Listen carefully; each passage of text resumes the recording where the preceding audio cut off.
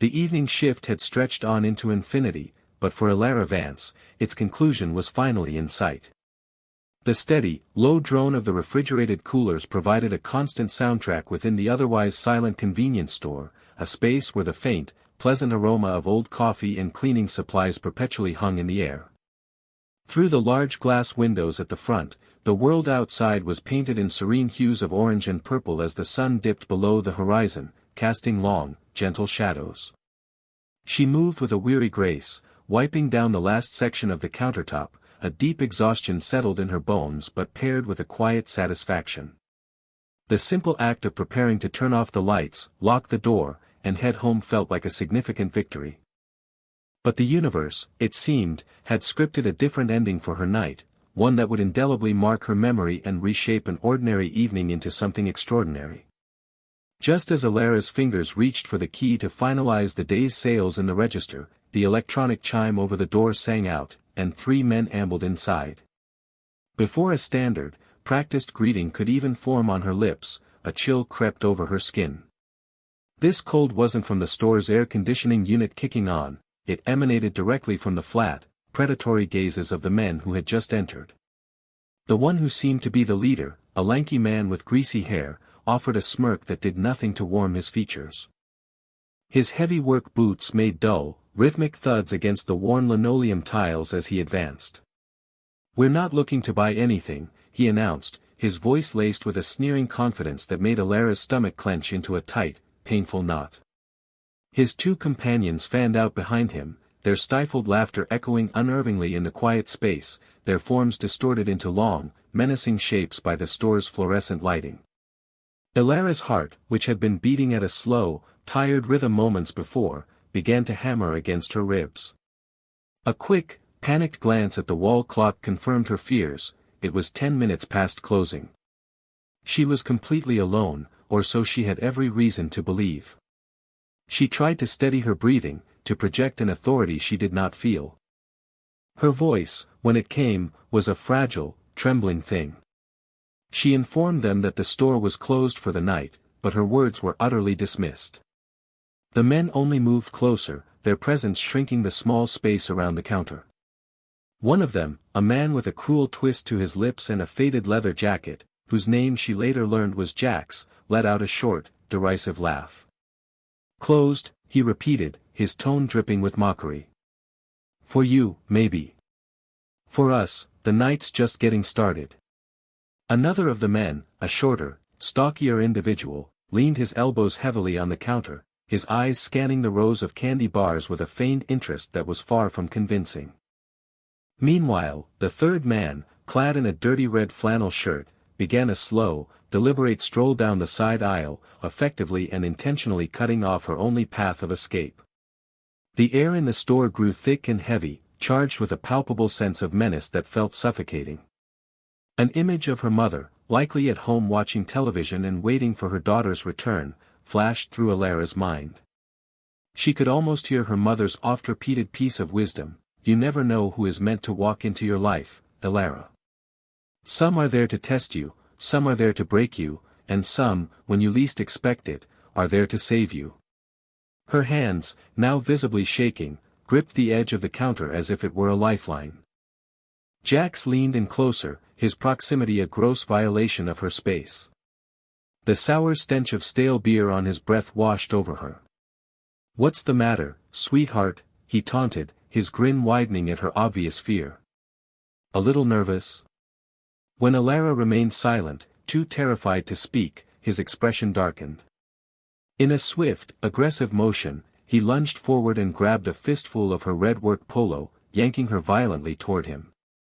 The fabric near her collar gave way with a sharp, ripping sound, a noise that seemed to tear something deep inside of her, a wound far more significant than the damaged cloth. She let out a choked gasp and stumbled backward, trying desperately to pull away, but his grip was like iron. The other 2 men erupted into loud, boisterous laughter. It was a harsh, cruel sound that bounced off the walls and stripped away the last of her composure. "Well, look at that," one of them sneered, his eyes alight with malicious glee. "Looks like we found our entertainment for the evening." Hot tears pricked at the corners of Alara's eyes, but she fought them back with every ounce of her will. She refused to give them the satisfaction of seeing her cry. Her mind raced, desperately trying to formulate a plan, to reach for the panic button under the counter, to grab the heavy-duty tape dispenser, anything to defend herself. But an immobilizing fear had taken root, freezing her muscles and silencing her voice. Then, just as the last vestiges of her hope began to fade, a noise from the back of the store cut through the tension. It was a subtle sound at first, a soft thud, like a heavy box being set down. It was followed by the distinct sound of a footstep, then another. The three thugs immediately stopped laughing and turned their heads in unison, their expressions shifting from cruel amusement to confused irritation.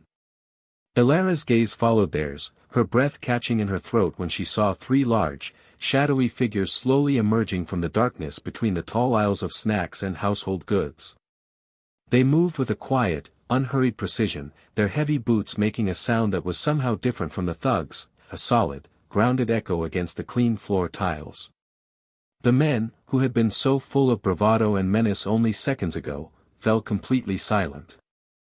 The leader of the newly appeared group stepped forward, moving out of the shadows and into the stark light of the main store. He was a broad-shouldered, imposing man, likely in his late 40s, with a thick, neatly trimmed salt and pepper beard. Intricate, colorful tattoos snaked their way down both of his arms, disappearing beneath the sleeves of his black leather vest. The back of the vest bore a large, unmistakable emblem, a coiled serpent with piercing ruby eyes. The patch on his chest simply read, "Bear." Flanking him were two other men, equally formidable. One was bald with a long, dark beard that reached his chest, his expression unreadable. The other was younger, with dark, shoulder-length hair and sunglasses pushed up on his forehead, a restless energy coiled in his frame. They carried themselves with an air of quiet authority, looking as though they had witnessed the full spectrum of the world's ugliness and were entirely unimpressed by this small, pathetic display of it.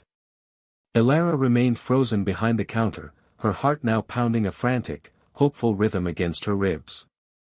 The bikers came to a stop a few feet away, creating a silent, charged tableau. The atmosphere between them and the three thugs was thick with an unspoken challenge. Bear's eyes, which were a surprisingly calm shade of blue, moved from Elara's frightened face down to Jax's hand, which was still clenched tightly in the fabric of her torn shirt. When he spoke, his voice was a low, steady rumble, devoid of anger but filled with a dangerous gravity. "You might want to let go of the girl." For a fleeting moment, Jax attempted to reclaim his bravado. He let out a shaky chuckle, a poor imitation of his earlier confidence, but the tremor in his voice betrayed him. "And what's it to you, old man?" The biker leader didn't bother with a verbal response. Instead, he took a single, slow, deliberate step forward. That one small movement seemed to shift the very air in the store, charging it with an undeniable threat. Jax hesitated, his gaze flickering between the biker's calm face and his two silent companions. Finally, with a visible swallow, he released Elara's shirt. He took a clumsy step back, his arrogant smirk having completely vanished. His friends shifted nervously on their feet, their brief reign of terror having crumbled into dust.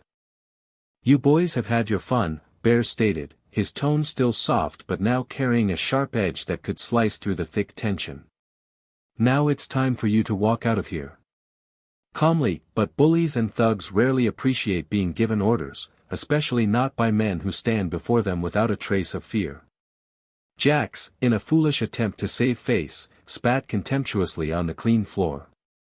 "You think a few costumes are gonna scare us?" he snapped, his voice cracking under the strain.